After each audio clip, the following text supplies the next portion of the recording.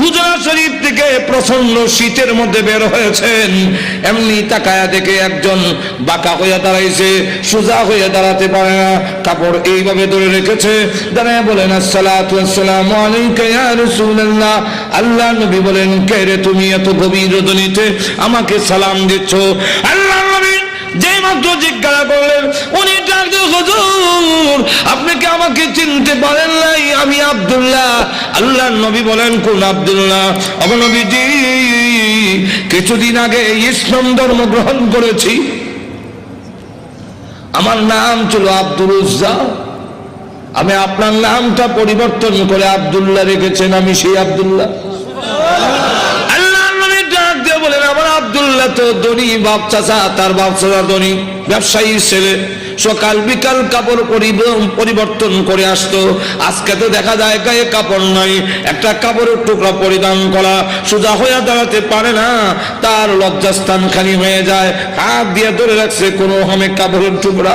আল্লাহ নবী বলেন, আমার আব্দুল্লাহর এই অবস্থা কেন? শীতের মধ্যে তরতর করে কাঁপতেছে, কিন্তু কোনো কথা বলে না, কোনো ডাক দেয় না। নবী গো, অপেক্ষায় বসে আছি, কোন সময় আপনি বের হবেন?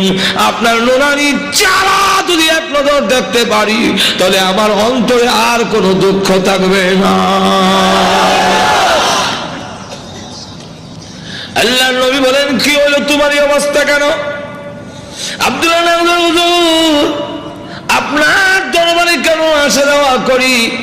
আমার চাচা আমাকে বলেছেন বাড়ি ছেড়ে যেতে হবে, আর না হয় মুহাম্মদের দরবার ছেড়ে যেতে হবে। নবী গো, আমি ঘোষণা দিয়েছি, প্রয়োজন বোধে আপনার বাড়ি কেন তাম পৃথিবী ছেড়ে দিতে পারি, কিন্তু একটি মুহূর্তের জন্য বিশ্ব নবীর দরবার আমি ছাড়তে পারবো না। আমাকে বাড়ির থেকে বের করে দিয়েছে, বের হওয়ার সময় বললো কাপড় চোপড় গুলো দিয়ে যাও, এগুলো তো আমাদের।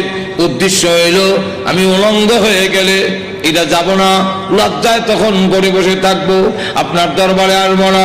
আমি তখন আমার চাচাকে জানিয়ে দিলাম, ওগো চাচা, কাপড় হারাতে পারি, ইজ্জত সম্মান হারাতে পারি, আমি সর্বহারা হতে পারি, কিন্তু আল্লাহর কসম ঈমান হারা এক মুহূর্তের জন্য হতে পারবো না। আজকে যদি শরমের আর ইজ্জতের বয়ে কাপড়ের জন্য আমি ঈমান হারা হয়ে যাই, মৃত্যুর পরে কবর থেকে উলঙ্গ হয়ে আল্লাহর দরবারে উঠব, উলঙ্গ অবস্থায় জাহান্নামের মধ্যে দেওয়া হবে। আল্লাহর নবী আমার কাপড় চোপড় গুলো রেখে দিয়েছে, আমি আমার মার সামনে দাঁড়িয়ে বললাম, মা গো, ও মা, একটা কাপড় দেন না, আমি আমার লজ্জাস্থান দেখে বিশ্ব নবীর দরবারে যাব। ওগো মা, একটা নজর যদি আল্লাহর নবীকে দেখতে পারি, তাহলে আমার মনে আর কোনো ব্যথা থাকবে না। এই বলে হুজুর আমার মা একটা কাপড় দিয়েছেন, কোন রকমের লজ্জাস্থান দেখে আপনার হুজুরের সামনে এসে বসে আছি। কোন সময় আপনি বের হবেন, আপনার চেহারা মুবারক একটা নজর দেখার জন্য বসে আছি।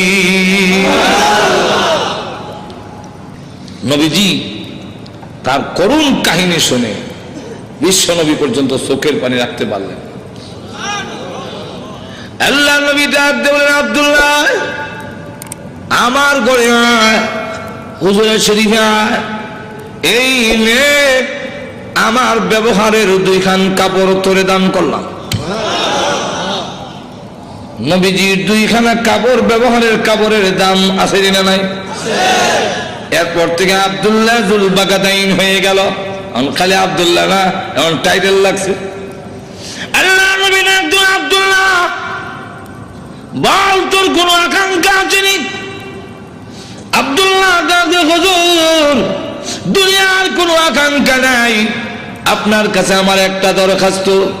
নবীজি আপনি বলেছেন শাহাদাতের মরণ হইলে মরণের কষ্ট হয় না, আপনি বলেছেন শাহাদাতের মরণ হইলে কবরও গেলে মুনকার নাকির আসে না, আপনি বলেছেন শহীদ হয়ে মরলে কিয়ামতের মাঠে কোনো হিসাব কিতাব হবে না, বিনা হিসাবে জান্নাতে যাবে।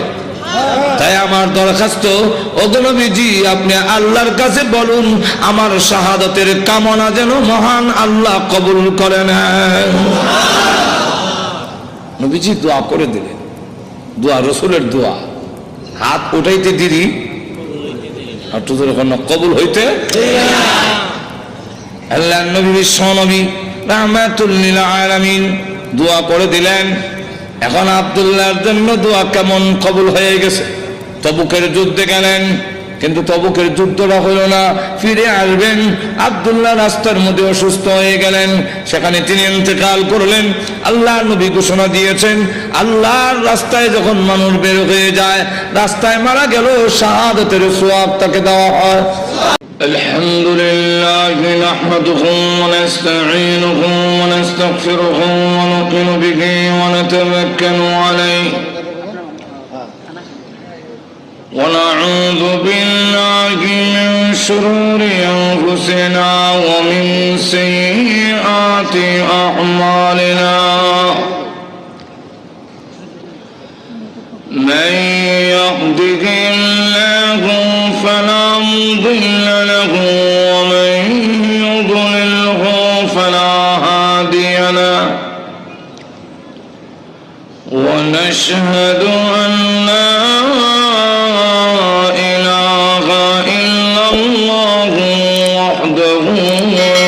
شريك له ونشهد أن سيدنا ومولانا محمدا عبده ورسوله الذي أرسل إلى الناس بشيرا ونذيرا وداعيا إلى الله بإذنه وسراجا منيرا أما بعد فقد قال الله تعالى في كلامه المجيد وفرقانه الحميد أعوذ بالله من الشيطان الرجيم بسم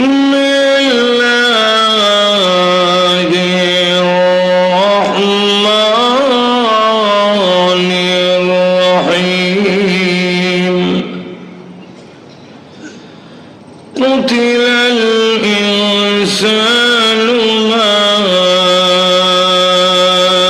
أكفره من أي شيء خلقه من نطفة خلقه فقدره ثم السبيل يسره ثم أماته فأقبره ثم إذا شاء أنشره.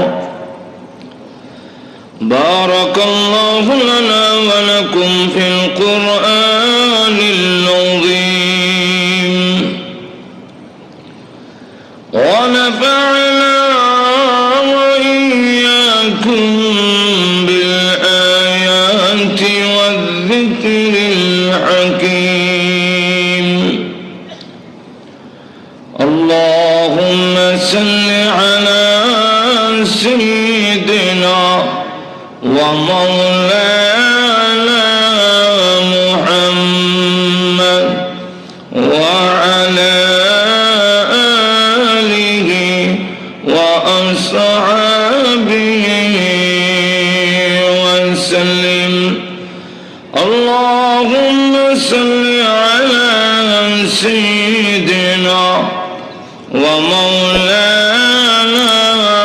محمد وعلى آله وأصحابه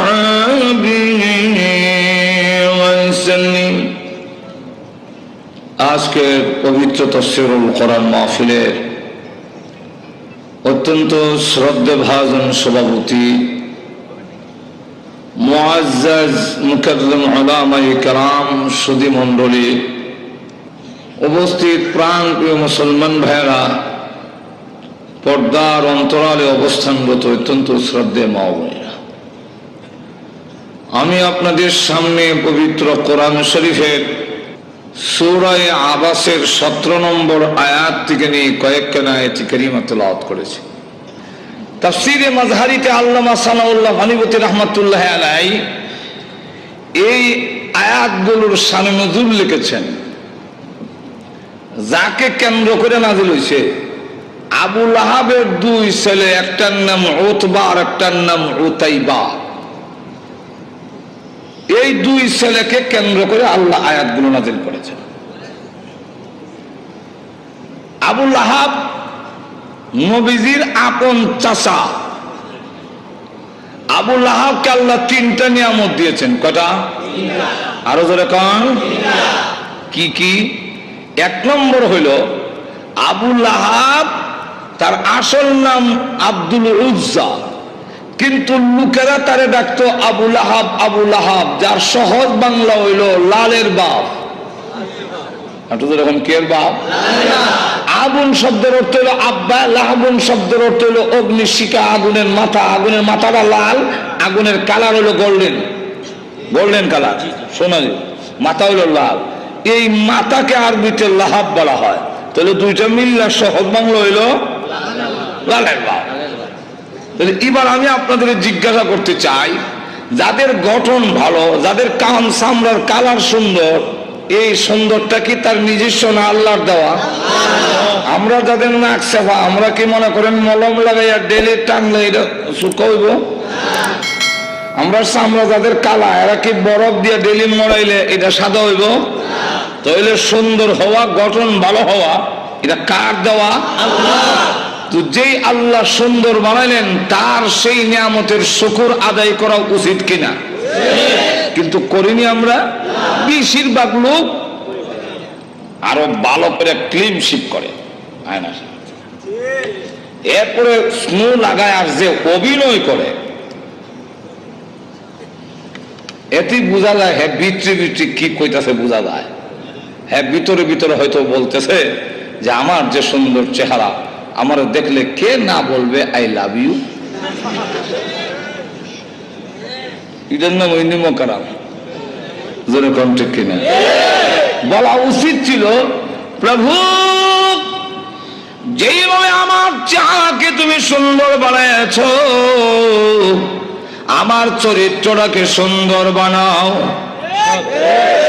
যেরকম ঠিক কিনা? এবং এই সুন্দর চেহারা জাহান্নামের আগুনে জ্বালায়ও না। আল্লাহ নবী আমাদের শিক্ষা দিয়েছেন, এইভাবে বলবে, আল্লাহ আমাকে সুন্দর বানাইছো, চরিত্র যদি সুন্দর না হয়, চেহারা সুন্দর হলে কি হবে? প্রভু গো, আমার চরিত্রকে সুন্দর বানায়া দাও, এবং এই সুন্দর চেহারা জাহান্নামের লাকড়ি বানায়ও না।